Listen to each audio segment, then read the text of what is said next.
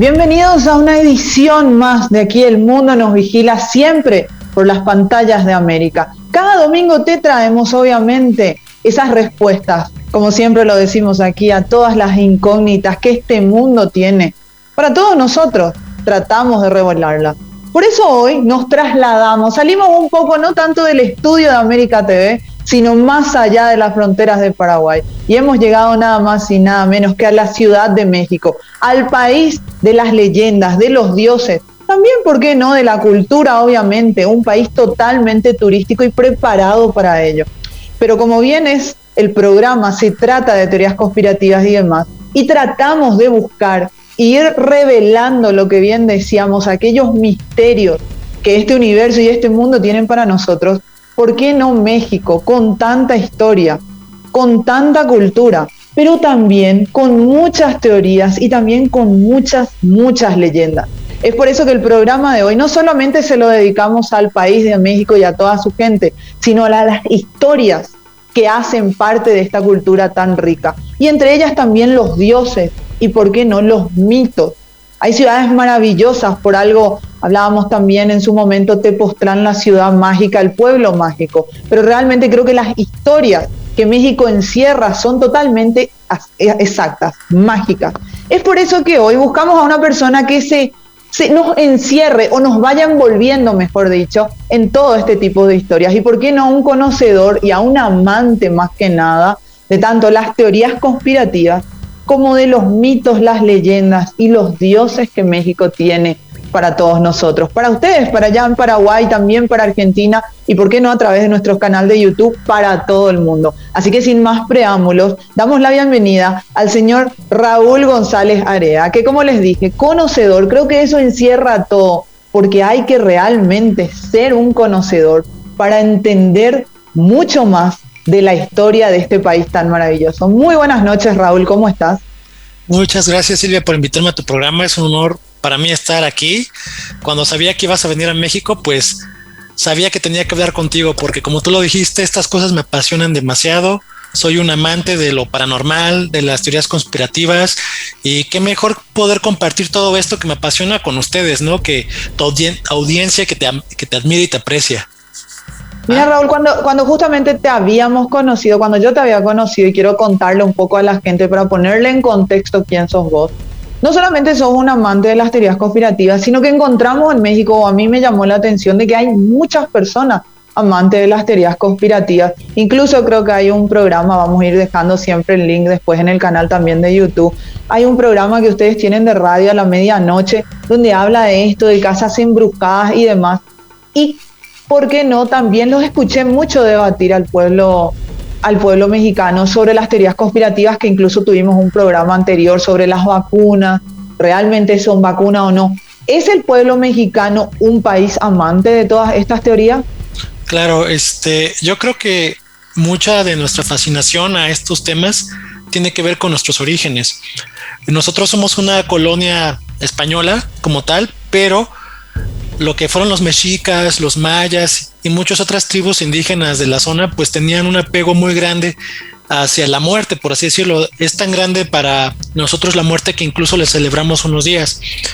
Entonces, no hay casa, no hay pueblo o localidad en donde no haya leyendas. La Ciudad de México está plagada de leyendas por todos lados, y tenemos leyendas que son desde la época prehispánica, que es lo que vamos a revisar a continuación. Entonces, la cultura mexicana está muy arraigada no solo a la religión como tal, sino también a todas esas historias prehispánicas que nos dejaron nuestros antepasados, obviamente adaptadas a un público un poquito más colonizado por los españoles, por así decirlo, pero las historias en esencia siguen guardando todos estos secretos y estos misterios.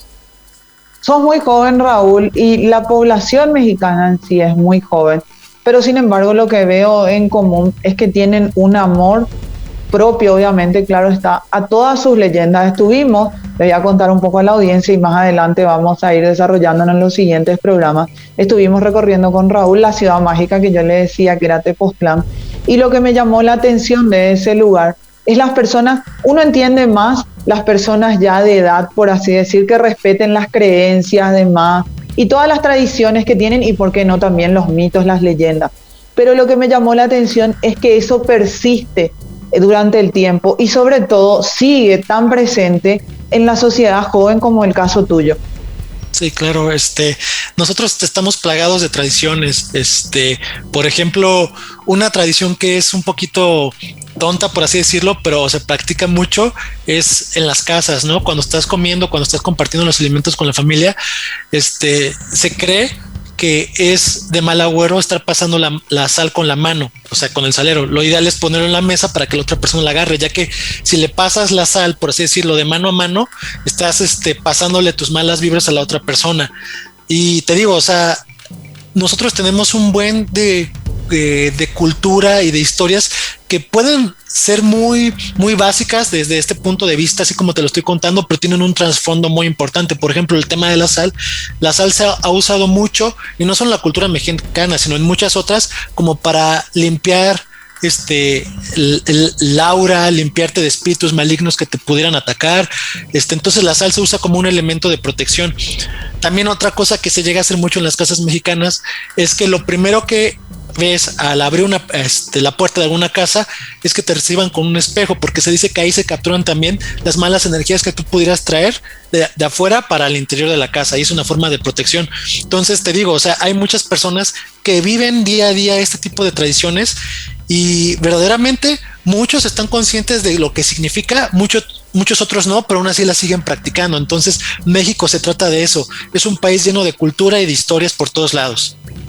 Y bueno, y por eso vamos a entrar un poco en lo que es el tema en particular de hoy, porque como decía, cuando hicimos esta visita al Tepoztlán y habíamos ido al Teposteco, quiero compartir más adelante con la audiencia y también en mis redes sociales imágenes de ese lugar.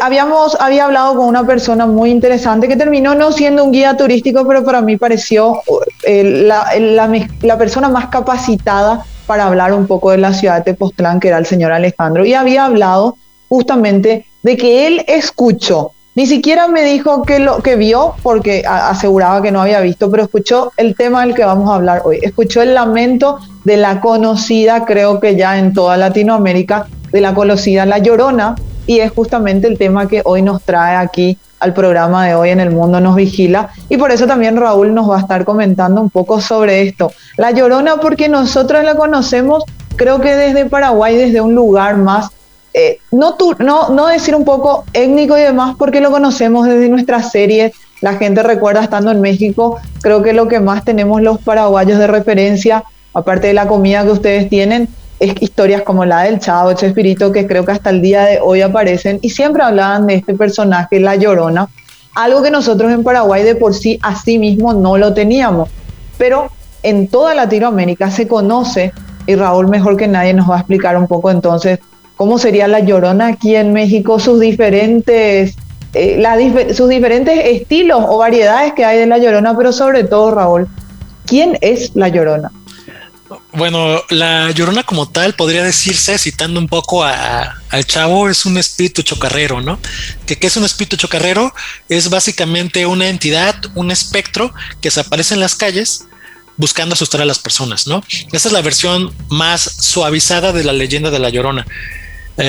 La leyenda de La Llorona como tal tiene diferentes versiones. Por ejemplo, estamos hablando un poquito antes de empezar el programa que yo conozco 3 orígenes diferentes de La Llorona dentro de nuestro país, México. Tenemos el origen prehispánico, con el cual es el que nace La Llorona como tal, aquí en la Ciudad de México. Tenemos un origen que está más enfocado en el sureste de México, y tenemos un tercer origen que está más enfocado en la época en donde los españoles colonizaron y agarraron la entidad de La Llorona y la transformaron para darle una nueva esencia. ¿Ok? Entonces, como tal, La Llorona es eso, es una entidad que se aparece en las noches, lamentándose, ¿no? La pérdida de sus hijos y buscándolos, por todos lados, ¿no? Una de las cosas que se contaba mucho cuando uno es pequeño es que si llegas a escuchar La Llorona o si la llegas a ver, lo que tienes que hacer es correr, ignorarla, porque si le buscas, la encuentras y te va a llevar con ella. Entonces, es algo con lo que nosotros crecimos aquí en la Ciudad de México. No sé si ya quieres que empiece a contar la historia, así, yéndonos por las diferentes etapas. Claro, como para ir dividiéndola y dejándole claro a la audiencia. Entonces, no es un santo propiamente o tiene que ver con la santería, sino literalmente para ustedes es un fantasma o un espectro, como bien decía, y no es algo o alguien a quien se le rinda un culto particular como se le hace de repente a los santos. Bueno, por ejemplo, estábamos comentando de las diferencias entre la Santa Muerte y la Llorona. La Santa Muerte como tal es una entidad de origen mexicano que fácilmente sirve para representar uno de los elementos más importantes para nuestra cultura, que es la muerte. ¿No? La muerte tiene orígenes prehispánicos al igual que la Llorona, pero la diferencia entre la Llorona y la Santa Muerte, por así decirlo, es que la Santa Muerte es una entidad superior y la Llorona es una representación de un espectro chocarrero, ¿no? Que viene aquí a la Tierra con una misión que es ya sea avisarte de que algo malo va a pasar o hacerte algo malo. Entonces esas son las diferencias. La Santa Muerte te puede servir para muchas cosas, pero la Llorona sirve únicamente para avisarte que algo va a pasar o de plano para hacerte algún mal. Entonces por eso los mexicanos le tenemos mucho respeto a lo que es la Llorona como tal. Cuando yo pregunté, y no solamente lo había preguntado a esta amable persona que encontré en Tepoztlán y que me aseguró que escuchó a la Llorona, no fue la única persona, le cuento a la audiencia, entonces que aseguraba haber escuchado los lamentos y los llantos de esta persona. Entonces, si yo llegase a escuchar, ojalá que no, le digo a la audiencia aquí en México, lo que tendría que en teoría yo entender es de que algo malo me pasaría o de que alguien está queriendo hacerme algo malo. Así es una especie de aviso. Yo lo que te recomiendo, si es que llegas a escuchar a la Llorona, es que vayas por un salero y rodees tu alrededor de sal para que la Llorona no pueda entrar. Es muy importante entender que en la época prehispánica, en la época de la colonización, muchas personas entendían el lamento de la Llorona como, o más bien lo transportaban como el sonido que hace el viento pasar con mucha fuerza. No sé si lo has llegado a escuchar, el sonido del viento. Cuando sopla muy fuerte en las noches, la gente escuchaba el viento y lo transformaba como si escuchara el lamento de la Llorona. Entonces muchas personas aseguran que escucharon a la Llorona cuando solo escucharon un ventarrón muy fuerte estar pasando, que es parte del encanto de la Llorona, ¿no? Que uno no sabe si sí la escuchaste o si no la escuchaste. O sea, cuando le buscas como que este lado científico a las cosas y te encuentras con estos pequeños sorpresas, ¿no? Que te da la vida, pero que también está padre, ¿no? Decir, sí, escuché la Llorona, ¿no? O sea, llena tu vida de un poquito más de magia y la hace más interesante.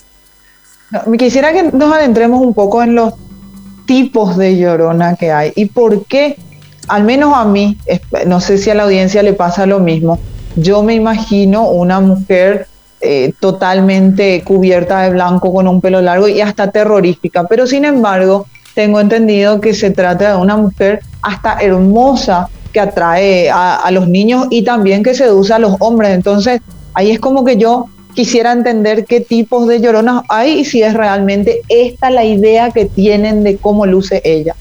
Claro, mira, si nos vamos un poquito más al sur de México, al sureste, por el área de Yucatán, Campeche, Quintana Roo, vamos a encontrar la versión maya de la Llorona, que es la Ixtabay. La Ixtabay como tal se representa como una mujer muy hermosa, ¿no? Que se le aparece a las personas borrachas o a las personas desveladas que salen a la calle de noche, ¿no? Esta mujer lo que hace es que seduce a estas personas y los incita a este lado lujurioso en ellos para acercarse y tratar de abrazarla. Parte de la leyenda de la Ixtabay es que cuando uno intenta abrazarla y la rodea con los brazos, descubre que la parte trasera de la Llorona está hueca, ¿no? Es como si abrazaras un árbol hueco. Y la Ixtabay como tal es representada como la esposa del dios de la muerte para los mayas. También se le considera la diosa. Esa sí es una diosa, para que veas, de lo que son los ahorcados y la gente que se suicida. Esa es la imagen que nosotros tenemos de la Ixtabay. Lo que es la Llorona más españolizada, por así decirlo, sí se representa como un velo de novia, porque es la mujer que no pudo consumar su unión con esta persona que tanto amaba, que si quieres en un momento hablamos un poquito más de ella. Cuando hablabas de que le representan a las personas que se suicidan y demás, cuando alguien penosamente en una familia ocurre eso, que le rezan a ella, le piden a ella o la recuerdan a ella por ese referente. Uh-huh. Así es, La Llorona, por lo general, en sus diferentes versiones, tiene mucho que ver con las personas que se suicidan, las personas que se ahogan o con los mismos ahorcados. Y son similitudes que podemos encontrar, al menos en las 3 variantes de Llorona que te estoy presentando el día de hoy. Por ejemplo, lo que es la Llorona más clásica, que es la Llorona nativa de la Ciudad de México en la época prehispánica, tiene un origen, tiene 2 orígenes. El primero es la Chowacihuatl, que es básicamente se le conoce como la primer mujer en morir al dar a luz. No se dice que a esta mujer se le rezaba, más bien se le tenía mucho en la memoria, porque era una forma de tener en cuenta que la mujer es muy importante para el hombre, pero por diferentes razones. Además de que es la persona que da vida, también es la persona que te la puede quitar, ya llevándolo a mitos prehispánicos. ¿Por qué? Porque se dice que esta mujer, que era de orígenes mexicas, murió y sus restos los arrojaron en un lago muy conocido, que aquí querían construir un aeropuerto, que se llama el lago de Texcoco, y se dice que las personas que caminaban alrededor de este lago la podían escuchar. ¿Ok? Y si la escuchaban muy fuerte y la veían, caía la posibilidad de que fueran maldecidos, o sea, de que su vida se volviera un verdadero infierno, o que la misma Llorona se los llevara con ellos. Ahora, una cosa que también te quería comentar de esta Llorona, que tiene un origen más prehispánico, es que no solo era esta espectro amenazante, sino que también se decía que cuando los españoles estaban por llegar, llegó la Llorona emergiendo del lago de Texcoco con una especie de llanto que decía: ay, hijitos, hijitos, ya vienen los malos, ¿a dónde los voy a llevar? Era como este signo de advertencia que tenían los mexicas, de cómo estaban viendo que se acercaba alguna amenaza, y se transportaba a este lado maternal que tenía la Llorona, que no solo era el lado triste y el lado vengativo, por así decirlo, del ente, sino también el lado maternal, que era de qué voy a hacer con mis hijos, ¿no? ¿A dónde los voy a llevar? Porque el pueblo mexica para ella eran sus pequeños hijos. Entonces, ese es uno de los orígenes que tiene la Llorona. También tiene otro origen, que tiene que ver más con una especie de deidad que se llamaba la Cihuacotla, que traducido quiere decir la mujer serpiente. Esta entidad era muy importante para los mexicas. Era la madre de Huitzilopochtli, y también era muy importante porque se decía que era como la diosa de todas las mujeres que morían al dar a luz. Para los mexicas, este tipo de mujeres eran muy importantes, eran como guerreras, era casi lo equitativo a tener una muerte gloriosa en batalla. Entonces así veían a estas mujeres. Pero una de las cosas particulares que tenía esta diosa es que cuando llegaba por las mujeres podían quedarse en la tierra para asustar a los hombres, ya en las calles o en los cruces de camino. Y esto de los cruces de camino me estaba haciendo mucho sentido, porque llevando esta historia a un contexto un poquito más americanizado, por ejemplo, lo que es Estados Unidos de los años 1800, principios de los 1900, tenemos historias que hablan sobre estos cruces de camino como lugares de mucho poder espiritual y paranormal. Entonces, tenemos, por ejemplo, la historia de Robert Johnson, que era una persona, esta es la historia como tal. Era una persona que era muy fanático de la guitarra, quería ser el mejor bluesero del mundo, pero no sabía cómo tocar absolutamente nada. Y él había escuchado que si ibas en la noche a un cruce de caminos y le dabas tu guitarra, más bien comenzabas a tocar, se apareció una entidad y le dabas tu guitarra a esta entidad para que la afinara, estabas firmando un pacto donde le vendías tu alma al diablo. Entonces, cuando tenemos la historia de la Llorona, que es una entidad que se aparece en los cruces de camino y en lugares que están cerca del agua, y lo llevas a Estados Unidos de principios de los 1900 con esta persona que le vendió su alma al diablo, y cabe decirlo, esta persona fue el mejor bluesero de su época, fue tan grande que muchos dicen que el rock and roll nació gracias a los avances que tuvo Robert Johnson con la guitarra en esas épocas. Y también, cosa curiosa de Robert Johnson, también murió a los 27 años. Podríamos decir de alguna forma que es el fundador de este club de los 27 años, de los cuales pertenece Kurt Cobain, Janis Joplin, Jimi Hendrix, ¿no? Entonces, todas estas cosas son las que enriquecen la cultura mexicana, también parte de la cultura americana y, ¿por qué no?, también parte de la cultura latinoamericana, ¿no? Que es Paraguay, Uruguay, Chile, Argentina, en donde encontramos todas estas pequeñas diferencias, pero también aspectos en donde coincidimos, ¿no? Y nos enriquecen mucho más estas historias. Como bien decías, evidentemente, claro, hay variedades.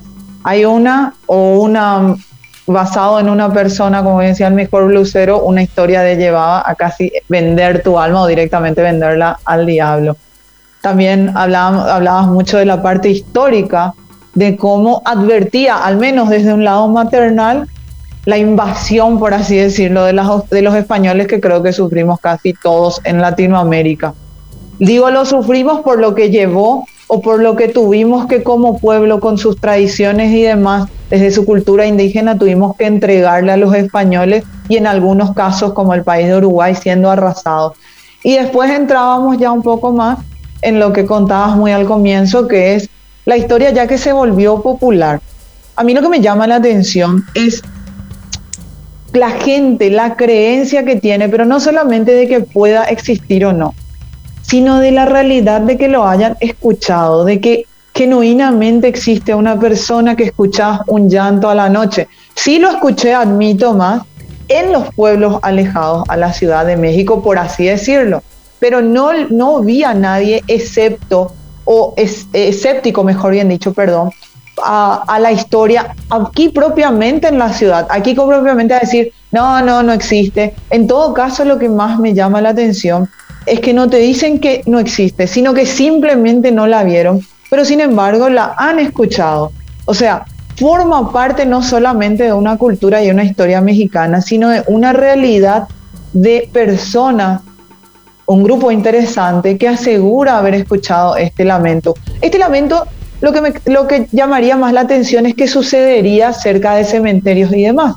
Pero sin embargo, he escuchado o he tenido conversaciones con personas aquí de México que han dicho que lo han visto, lo han escuchado incluso en las calles, y como vos bien decís, inmediatamente lo que hacen es alejarse por temor a encontrarse frente a frente, porque termina siendo, en vez de una creencia, para los mexicanos algo muy real, al simplemente ser totalmente audible para muchos. Claro, es como el tema de las fábulas. Muchas veces es más fácil explicar que hacer alguna cosa puede resultar peligrosa si lo cuentas o lo narras de forma fantástica, ¿no? Por ejemplo, lo que te estaba contando de la Ixtabay tiene mucho que ver con que las personas se estaban accidentando mucho porque salían muy tarde de noche alcoholizados y caían en un lago y se ahogaban. Entonces, para darles explicación, contaban esta historia de la Llorona, ¿no? De la Ixtabay, que se aparecía a estas personas que estaban, por así decirlo, pecando o haciendo alguna cosa mala, para advertirlos de que si siguen haciendo ese tipo de cosas se van a topar con un destino un poquito triste. Con el tema de la Llorona aquí en la Ciudad de México, que se presenta en las calles, se presenta en las noches, yo lo veo como dos explicaciones. Una es obviamente lo que nos cuentan nuestros padres, que es para evitar que salgamos tan tarde y para evitar que vayamos a ciertos puntos de la ciudad donde pueden ser un poquito más peligrosos, o es un poquito más de sugestión. Está el tema de las tulpas. No sé si has escuchado este término antes. Una tulpa como tal es la creencia de un ser o de una entidad, y que esa entidad agarre más fuerza porque muchas personas la comparten. Entonces se crea una especie de sugestión súper compartida. Entonces muchas personas aseguran haber visto, haber escuchado o haber sido testigos de alguna de estas presencias, lo cual está increíble. Yo, mi opinión así, yo creo que existe la Llorona, pero son nuestras mismas energías las que le dan fuerza a estas criaturas, a estas entidades, para que se nos aparezcan. Si no crees en la Llorona, muy difícilmente se te va a aparecer. Pero si vas a un pueblo un poquito más alejado, donde estas tradiciones todavía se mantienen muy arraigadas, es posible que más personas tengan o hayan visto o tenido alguna especie de contacto con la Llorona. Entonces te digo, al menos es la respuesta que yo le doy, que sí tiene que ver mucho con la cultura, con la historia, pero también tiene que ver mucho con el poder que nosotros le damos por medio de nuestras creencias. Cuando hablábamos, una de las primeras formas de la Llorona que se me viene a la cabeza y que creo que quedó bien plasmado en lo que dijiste es la mujer que su hijo había fallecido, sale a seducir hombres, pero principalmente a niños en busca de ese niño que perdió, de esos niños que perdió. Pero también una Llorona que terminó siendo una diosa. Pero también creo que hay una o alguna del tipo de la mujer abandonada, incluso por un personaje bastante importante que nosotros en Paraguay, más precisamente en la ciudad de Lambaré, para ubicarle a la gente en contexto, tenemos la avenida Hernán Cortés. Y hay una Llorona muy similar que está relacionada con él, pero desde el lugar del abandono como mujer propiamente, mujer engañada. Sí, claro. Fíjate, eso que dices está súper interesante. Eso ya es llevar la historia prehispánica a una época un poquito más colonial con los españoles. ¿Qué fue lo que pasó? Llegaron los españoles, escucharon sobre esta leyenda de la Llorona y lo que hicieron es que la transformaron un poquito. Por ejemplo, la historia española de la Llorona tiene que ver más con una mujer indígena que se casa con un hombre español. Esta mujer indígena le da 3 hijos y el hombre español la abandona. Entonces, ¿qué es lo que pasa? La mujer indígena entra en una especie de locura momentánea, ahoga a sus hijos en un río y posteriormente se da cuenta de lo que hizo y ella misma se quita la vida. Hay una película que salió en el 2019 que cuenta muy bien esta versión españolizada de la Llorona que nosotros tenemos. Ahora, un paralelismo muy interesante y es más bien, muchos investigadores consideran que esta versión de la Llorona está inspirada en lo que es Hernán Cortés, como el español que abandona, y la Malinche, que aquí en México es esta mujer de origen indígena que le sirvió como traductora a Hernán Cortés, y se dice que tuvieron amoríos y que tuvieron varios hijos. También se dice que Hernán Cortés la llegó a abandonar. Entonces, es así como se fusiona la parte prehispánica con los acontecimientos históricos y con la visión españolizada de los hechos. También otra cosa que está muy interesante sobre este tema, sobre la colonización española en México, es la relación que tiene la Virgen de Guadalupe con la Llorona, que no sé si sepas tú, pero están muy entrelazadas en lo que es la historia de México como tal. ¿Desde qué lugar? La Virgen de Guadalupe sí es muy referencial para nosotros pensando en la población católica que tiene Paraguay y en la población católica que tiene toda Latinoamérica, y nosotros tenemos muy la referencia de la Virgen de Cacupé, la Virgen de Luján y obviamente la Virgen de Guadalupe perfectamente la tenemos identificada. ¿En qué punto puede encontrarse una Virgen, una imagen totalmente santa propia del cristianismo y del catolicismo con un espectro que ni siquiera es considerado un santo o algún tipo de brujería tampoco? Claro, mira, el origen es muy simpático, ya que te pones a investigar un poco. En el Cerro de Tepeyac existía un culto a una diosa que es Chihuacotla, que es la que ya hablamos, que es esta diosa, esta matrona de las mujeres que mueren al dar a luz, ¿no?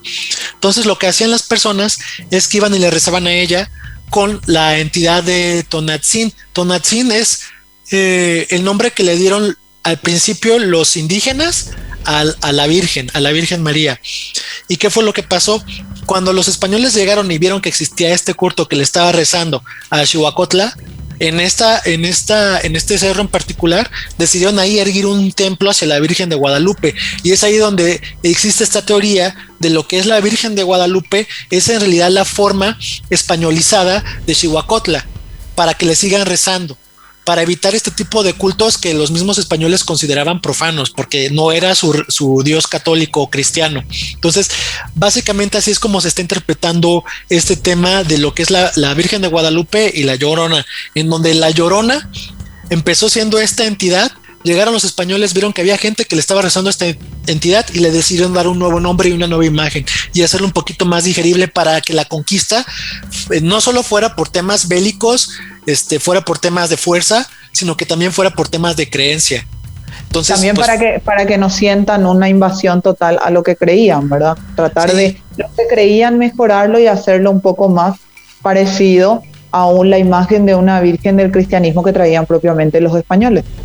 Sí, así es. Y lo que te digo, o sea, el hecho de que exista una Virgen de Guadalupe no le quita que pueda cumplir milagros o no la vuelve como una especie de figura como falsa. de lo que es México. No, lo que yo te decía es, hay que creer un poco más en el tema de las tulpas. Tú cuando tienes una creencia y crees con el corazón, con la mente, con todo lo que quieras, es muy probable que esa creencia que tengas te vaya a ayudar o se vaya a transformar en alguna forma para escucharte, ¿no? Que es el tema que tiene que ver mucho con la religión, ya sea la cristiana, la pagana, la que sea. Se trata de creer fielmente y tener fe, que es algo que comparten todas las culturas, la fe en algo. ¿Qué puede ser esa fe?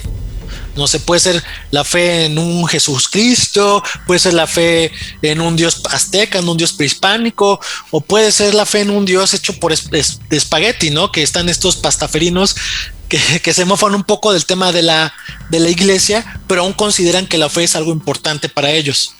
¿Qué hay en Coyoacán? Coyoacán, por cierto, es una ciudad cualquiera que venga, como un barrio para nosotros, mejor dicho, ya en Paraguay, que venga a México, tiene que visitar la ciudad, o tiene que visitar Coyoacán más precisamente, que está, mejor dicho, situado, en la Ciudad de México. Pero ¿qué hay en Coyoacán que también tiene algo que ver y de misterioso en un pasillo o un hall que tiene este lugar? Bueno, Coyoacán es uno de los pueblos más antiguos que tiene la Ciudad de México. Te cuento así brevemente.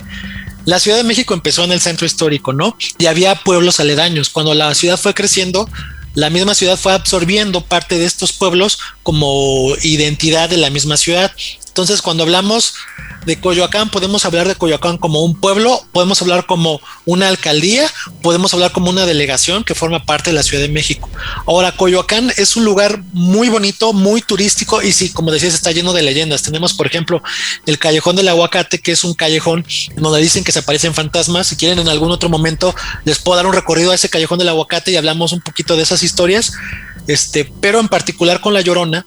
La Llorona, como es un personaje que tiene mucha importancia en lo que es el México, en la República Mexicana, hay muchos lugares en donde se dice que ahí se encuentra la tumba de esta mujer española, ¿no? En Coyoacán, en la casa de Coyoacán, la casona de Coyoacán, por así decirlo, dicen que se encuentra la tumba de La Llorona. Te digo, es uno de los muchos lugares que se atribuyen esto, pero Coyoacán es un lugar muy mágico que, al igual que Tepoztlán, está lleno de muchas leyendas y muchas historias, más que nada porque es un lugar muy, muy, muy viejo aquí en la Ciudad de México. Sí, me gustaba mucho la parte que usan constantemente aquí, lo de mágico. Y se vive lo de mágico más adelante, vamos a hacer en los siguientes programas. Lo que es Tepoztlán, le cuento a la audiencia que ya lo estuvimos grabando, vamos a tratar de pasarlo. Es todo un tema también de logística, trasladarse a una ciudad como Tepoztlán, porque genuinamente, aunque la gente no crea, lo que más llama la atención ahí y gusta, sin embargo, es el poco acceso a Internet, en el sentido de que la gente, al no tener tanto acceso a Internet, te adentras realmente a la ciudad y te das el tiempo para conocer la ciudad desde lo místico.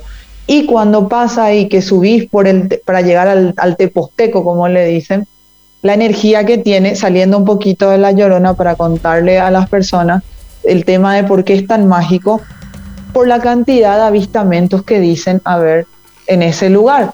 Incluso cuando habíamos estado 2 días después o algo, le cuento a la gente, voy a ver si también la producción luego nos puede poner el link en el canal de YouTube, habían subido en un espacio, en un fanpage, justamente en Facebook, valga la redundancia, de que había sucedido un avistamiento otra vez. O sea, ¿por qué en ese lugar? Era lo que yo siempre preguntaba. ¿Por qué en ese lugar también siempre había tantas personas que aseguraban haberle escuchado a La Llorona? Y me hablaban por la cantidad de la carga de energía que había. Y genuinamente en el lugar había carga de energía, porque habíamos encontrado incluso piedras que tenían más de 500 años, pedazos de piedras que terminaban siendo de jarrones o demás, o propiamente de las pirámides, o de los senderos que hacían para el agua, para la plantación, la cosecha y demás.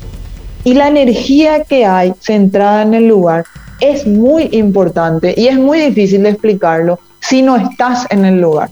Realmente parece fantástico cuando te lo cuentan, pero cuando estás en el lugar se siente la energía que hay. No hablo de energías positivas ni negativas, sino de una energía constante. Y por eso también explicaban que de todo lo que puede ser México, Ciudad de México o el país en sí, por qué sucedía tanto esto y por qué tienen tanto respeto de llamarle mágico. ¿Y Claro. por qué La Llorona, justamente en esta carga de energía, se escuchaba con mucha claridad el llanto o el llamado que ella puede estar dando a las personas propias de la ciudad? Creo que esto vamos a hablarlo justamente, quiero tocar un poco más de esto en la segunda parte, así que no te muevas de ese lugar, quédate ahí mismo que se viene el segundo bloque. Vamos a entrar un poco más en las energías, quiero hablar también un poco de por qué hay tanto de referencia aquí de las personas cuando hablamos de mágico, cuando hablamos de La Llorona y cuando hablamos de los mitos. Hay que venir a vivirlo, así que quédate ahí, ya volvemos con El Mundo Nos Vigila, siempre aquí por América.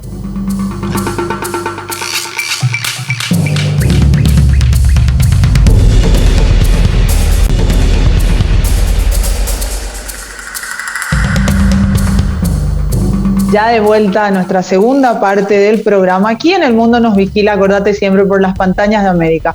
Como siempre decimos, revelando aquellos secretos, aquellas respuestas a esas preguntas que tenemos. Si bien, como bien les hablaba en el primer bloque, cuando empezábamos el programa de las teorías conspirativas, nos estamos trasladando más que nada al país de México. Hoy particularmente estamos en la Ciudad de México. Siempre vamos a entrar en todo lo que es este modo COVID, porque creo que Latinoamérica en sí no solamente todavía se ve afectado ante este mal, sino que tratamos de buscar una forma responsable, pero siempre cuidándote a vos, cuidándonos a nosotros que estamos de este lado, para que podamos seguir informando, seguir aprendiendo sobre todo, porque básicamente eso es lo que busca este programa, aprender, hacerlo mucho más interesante para que vos y yo desde este lado también que estoy, ¿por qué no? Encontremos juntos las respuestas o tal vez las que ya teníamos nos demos cuenta que están totalmente erróneas. En la primera parte habíamos hablado de La Llorona, de todos los tipos de La Llorona, desde el lugar sobre todo que habíamos dicho, desde la mujer que perdió el hijo y también la mujer engañada. Qué tema, ¿verdad? La mujer engañada por los españoles que en toda Latinoamérica vinieron a imponer una cultura a la que ya en sí nosotros como países americanos teníamos. Pero entrábamos ya en la última parte, mejor dicho, de este primer bloque y estábamos hablando del mundo mágico, por así decirlo, de la palabra mágico y por qué es tan importante aquí en México. Si bien hay una ciudad, como bien les decíamos, Tepoztlán, la ciudad mágica, el pueblo mágico, Coyoacán, la ciudad mágica, y esto todo se debía también a un sinfín de mitos y leyendas que había, que también estaban en algún punto de inflexión, tenían alguna relación con La Llorona.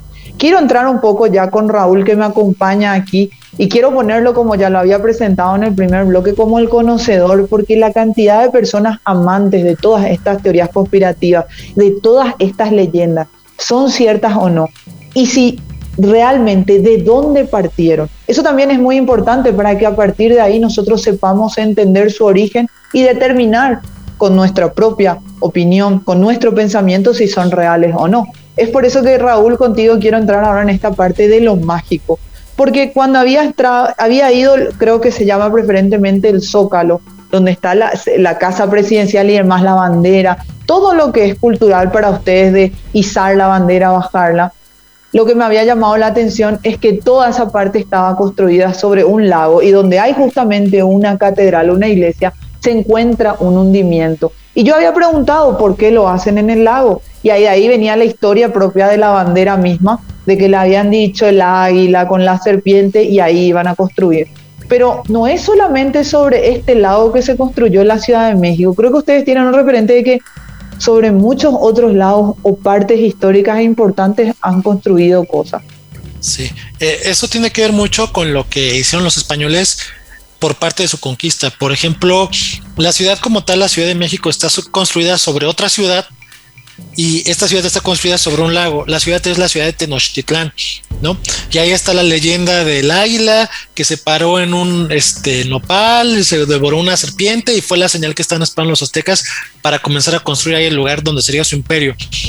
Lugares como estos están en todos lados. Por ejemplo, ahí por donde yo vivo, que es la colonia Narvarte, hay un centro comercial que se llama Parque Delta. Cuando estaban expandiendo lo que es el estacionamiento, comenzaron a escarbar, y ahí encontraron otro templo, ¿no? Templo Mayor, que es exactamente esto, eran las personas que estaban como escarbando para construcción y encontraron restos arqueológicos sumamente importantes. También es importante mencionar esto. Cuando llegaron los españoles, ubicaron los lugares que eran ceremoniales, los que tenían mayor importancia cultural para los nativos, y decidieron edificar iglesias sobre ellas. O sea, las enterraron y sobre ellas construyeron iglesias. En Puebla, particularmente en Cholula, existe la pirámide más grande del mundo. No es la más alta como tal, las más altas están en Egipto, pero sí es la pirámide más grande. Es una pirámide gigantesca a lo largo y a lo ancho, que está en medio de una ciudad.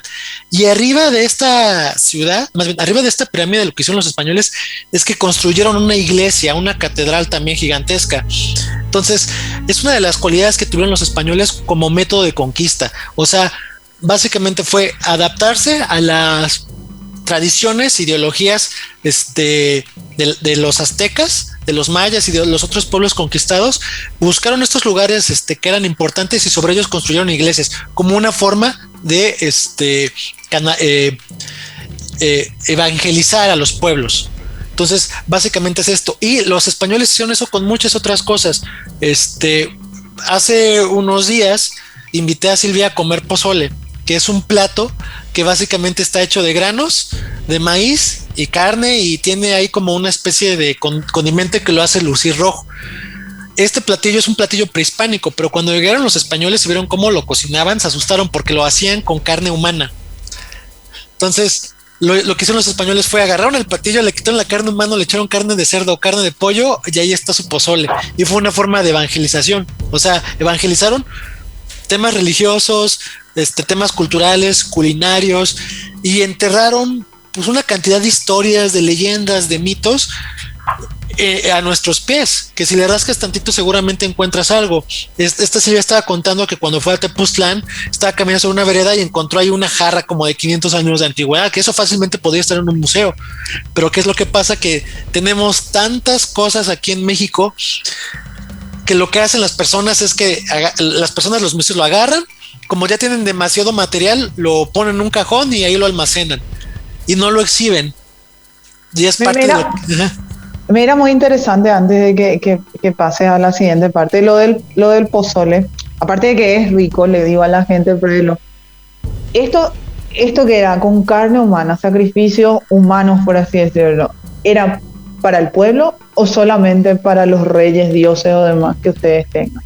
El pozole por lo general se comía más para los guerreros que se estaban alimentando en campo de batalla y luego no tenían muchos recursos.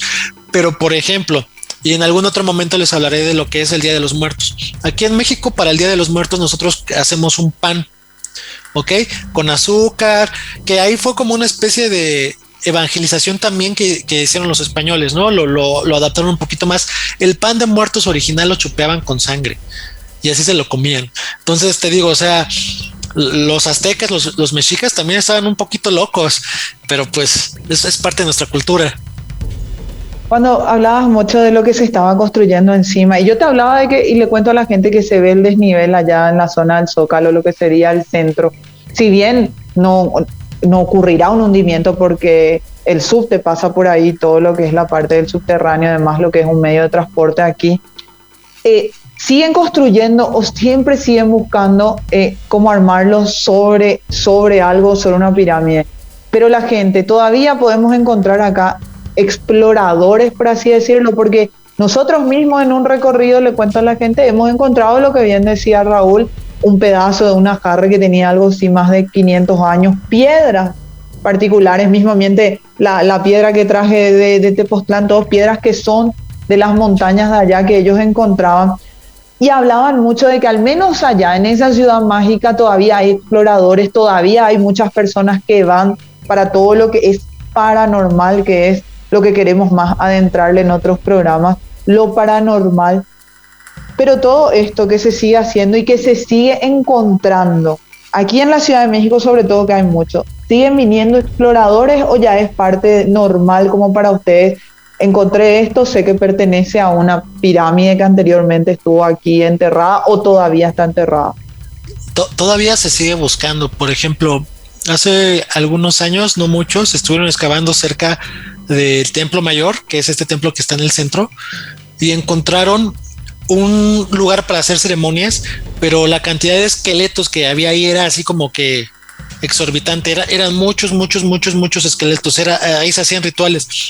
Entonces eso llamó la atención de muchos investigadores, no solo mexicanos, sino también europeos y americanos. ¿Por qué? Porque todavía no se tiene todo el conocimiento de cómo eran estas culturas. Porque te digo, México es un país grande, no solo tenemos aztecas, mayas, náhuatl, tenemos una cantidad muy grande de diferentes culturas indígenas, ¿no? Que puedes encontrar muchas similitudes y muchas diferencias, ya sea en el norte o en el sur.